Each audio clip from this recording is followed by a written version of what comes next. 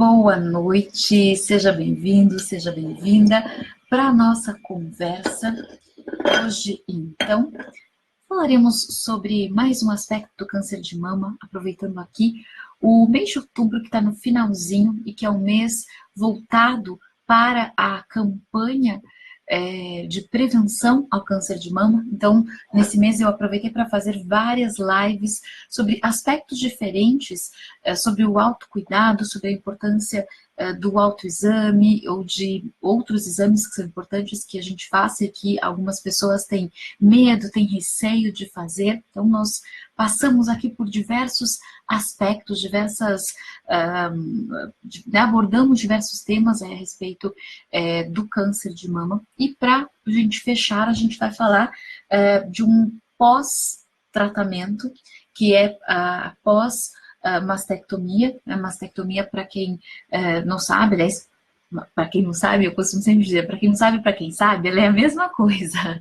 Mastectomia é um procedimento, é uma intervenção cirúrgica que é feita para retirada parcial ou total da mama, para que se possa, então, remover o câncer, né, as células cancerígenas, e né, geralmente é muito comum, inclusive depois ainda ter o processo de quimioterapia, enfim, então geralmente ele é uma parte do processo, às vezes ele é a única intervenção, mas muitas vezes precisa ou de radioterapia, ou de quimioterapia, de mais um procedimento, mas ele faz parte, ele é uma parte bastante invasiva do processo, especialmente porque né, tira a mama, uma parte da mama, que é um aspecto do corpo da mulher que simboliza muito a feminilidade. Então, isso certamente tem um impacto importante, e eu, como psicóloga clínica, que atendo várias mulheres aqui no consultório, já né, atendi várias mulheres que passaram por este processo,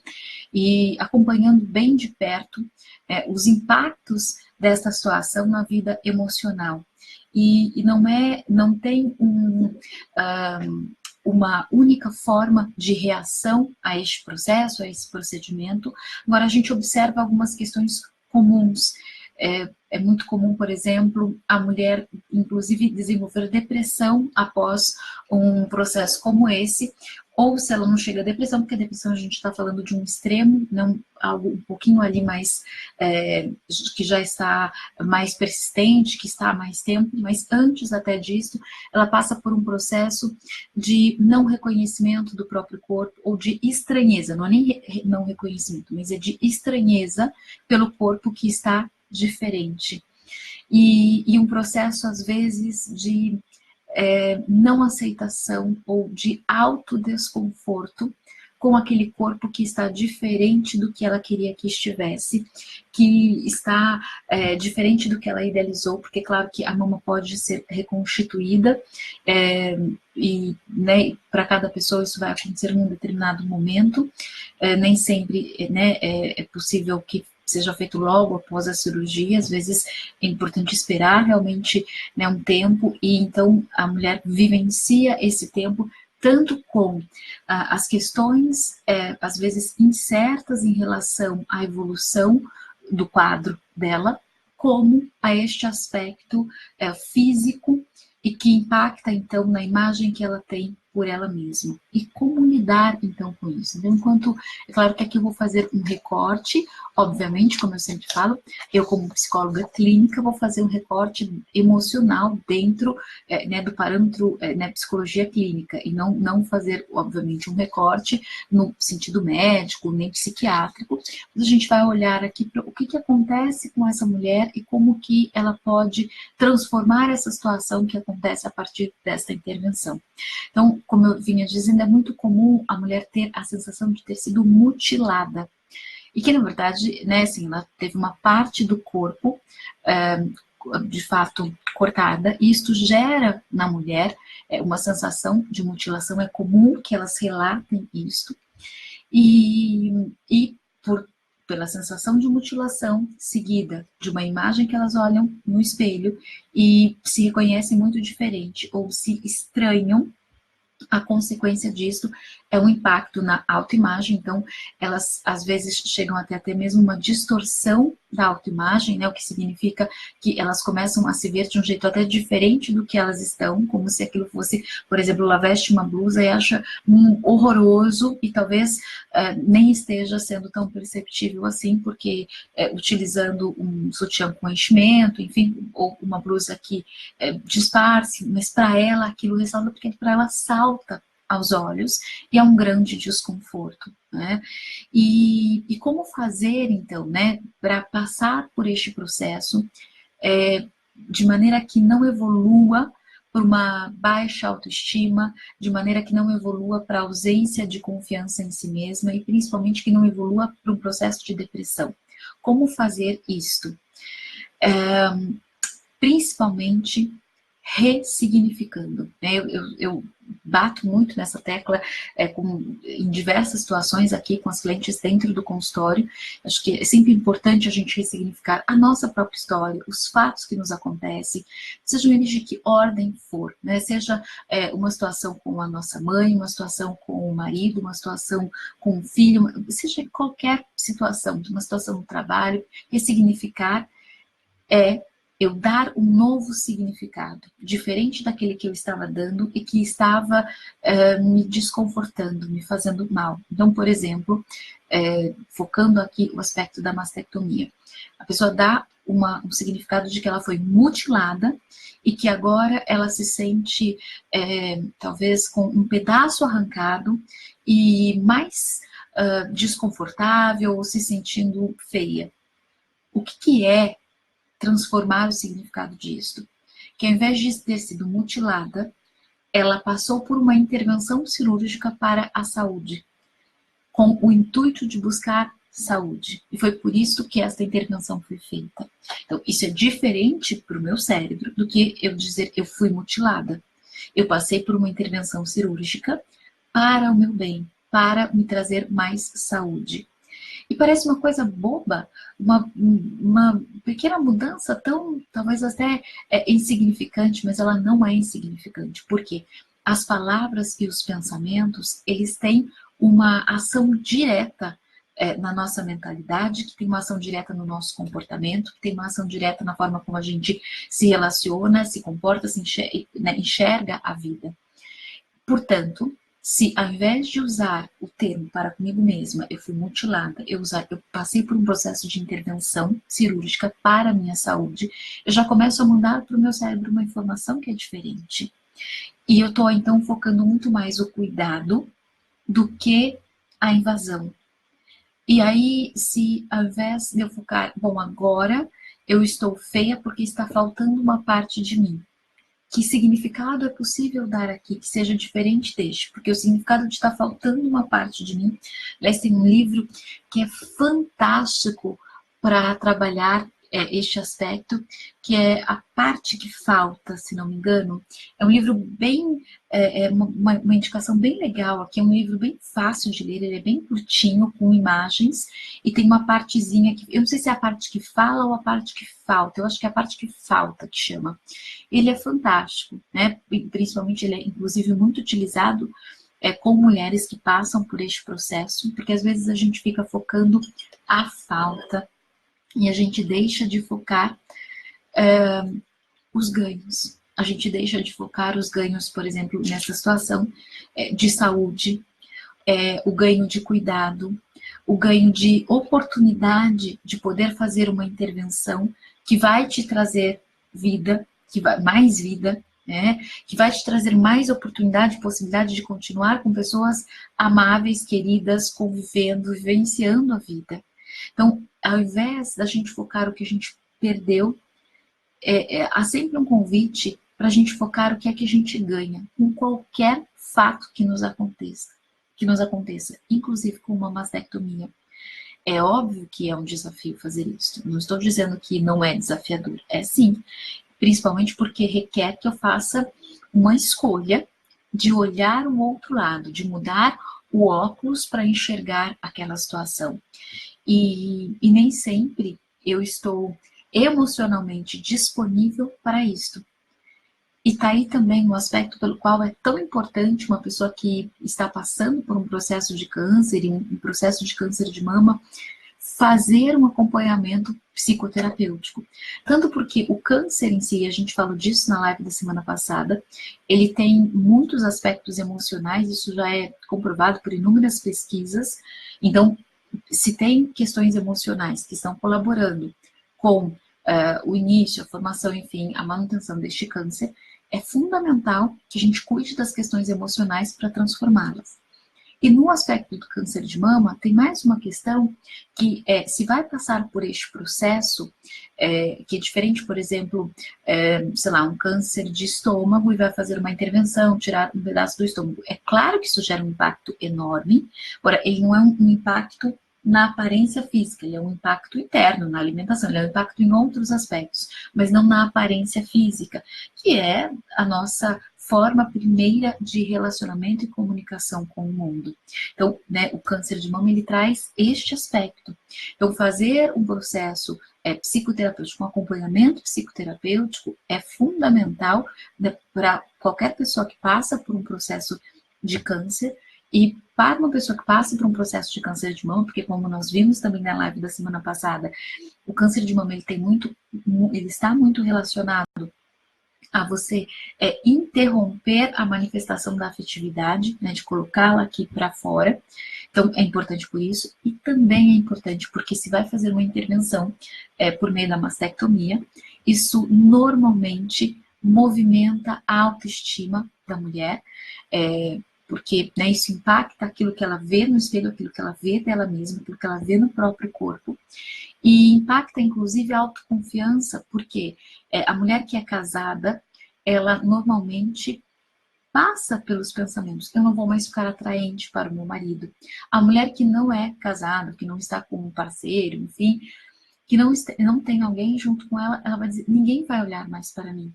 Então, assim, seja tendo um parceiro ou uma parceira, né, existe uma grande dúvida de eu vou continuar atraente para o meu parceiro, para a minha parceira, eu vou efetivamente continuar interessante para esta outra pessoa, ou será que essa pessoa vai buscar alguém? Então, há uma sensação de insegurança ali na relação, e como a nossa mente, ela e o nosso corpo formam um único sistema, aquilo que a gente pensa aqui passa para o nosso comportamento, e aquilo que a gente foca, expande. Essa sensação de insegurança ou falta de confiança, às vezes acaba se expandindo para outros aspectos da nossa vida. Isso às vezes acaba indo para a área profissional, então não uma profissional que tinha, sei lá, excelentes resultados por não estar confiante no relacionamento dela. Às vezes esta ausência de confiança está fazendo com que ela comece a se sentir menos confiante, por exemplo, no aspecto profissional, isso começa a impactar a performance dela no aspecto profissional. Então a gente pode, né, essa pessoa, se ela não cuida desta falta de confiança, né, de segurança, ela pode levar isso para outros aspectos da vida. E isto absolutamente traz prejuízos, não é interessante, não é, né, isso pode trazer prejuízos. Então, mais um motivo pelo qual a terapia, né, a psicoterapia nesse processo todo é tão, tão, tão importante. E porque também, como eu comecei falando aqui, né, abrir o leque e vou voltar para dizer que ressignificação talvez seja o caminho mais eficaz para a gente voltar a ter autoestima, se sentir mais autoconfiante após um processo como esse. Agora, para ressignificar, quando a gente está emocionalmente abalada, necessita que a gente se reorganize emocionalmente para daí essa ressignificação poder ser feita. E um profissional, né, alguém de fora, pode nos ajudar neste processo de ressignificar, nesse processo de dar novos significados para a nossa própria imagem, dar novos significados para a nossa aparência, dar novos significados para a nossa confiança. E ampliando mesmo a percepção a respeito de nós mesmas, ampliando a percepção a respeito de nós mesmas, porque nós não somos um peito. Nós somos uma pessoa com peito, mas nós não somos só isto. E aí, nesse processo, também é interessante um processo de um convite para uma descoberta do que mais essa mulher tem, do que mais ela tem de interessante, porque ela não é só isto, ela é mais do que isso. Isto é uma parte dela, uma parte importante, extremamente significativa, e uma parte. E existem tantas outras partes que essa mulher pode focar, que essa mulher pode ressaltar nela mesma. A força, a resiliência, a persistência, a forma de lidar com o desafio, a motivação para lidar com aquela situação. Existem tantos outros aspectos que ela pode focar, a história de vida que ela tem, as conquistas que ela já teve, as conquistas, sei lá, familiares, pessoais, financeiras, profissionais, enfim, tem tantos outros aspectos, a gente é feita de tantos aspectos, as amizades. Para que a gente vai focar só um? Para formar a nossa autoestima, para formar a nossa autoconfiança. A gente pode compor vários aspectos para a nossa autoestima, compor vários aspectos para a nossa autoconfiança. Quando a gente compõe vários, mesmo quando um fica comprometido, como a gente tem vários, eles nos ajudam a trazer esse lado que de repente foi abalado, foi afetado, para que de novo a gente esteja em equilíbrio. Então, olhar para os vários aspectos da nossa vida, para as nossas várias habilidades, conquistas, vitórias, olhar para aquilo que a gente tem para agradecer, tudo isso nos favorece, tudo isso nos estimula a aumentar a autoestima, a aumentar a autoconfiança. Então, fazer este movimento, ele é importante independente até de passar por um processo de mastectomia ou não. Na vida, são aspectos fundamentais para aumentar a autoestima, aspectos fundamentais para aumentar a autoconfiança. Agora, quem passou por este processo pode, de um jeito mais enfático, usar esses caminhos para ter resultados, então, diretos, enfim, eficazes nesses aspectos da vida. E por que também? Quanto mais a gente está com uma autoestima elevada, quanto mais a gente se sente autoconfiante, mais a gente aciona áreas do cérebro que estimulam a produção de hormônios, de neurotransmissores, que nos ajudam a nos sentirmos ainda mais satisfeitas, ainda mais realizadas. E quando a gente faz isto, mais ainda a gente vai tendo essa sensação. Então é como se fosse um ciclo vicioso. Eu vou me sentindo mais, com uma autoestima mais elevada, mais autoconfiante, vou falando para mim, vou me mandando esses comandos por meio de pensamentos, de fala. Isso estimula áreas do meu cérebro que produzem ou liberam, liberam neurotransmissores, produzem hormônios que me possibilitam me sentir mais satisfeita, ou com maior bem-estar, ou com maior segurança. E ao me sentir assim, eu aumento mais a minha autoestima. E ao fazer esse ciclo aqui, eu normalmente também aumento a imunidade, aumento a saúde, aumento outros aspectos que vão colaborar num processo, no tratamento mesmo do câncer, num processo de evolução positiva da melhora, um processo de cura mesmo, um processo de tratamento, de cura.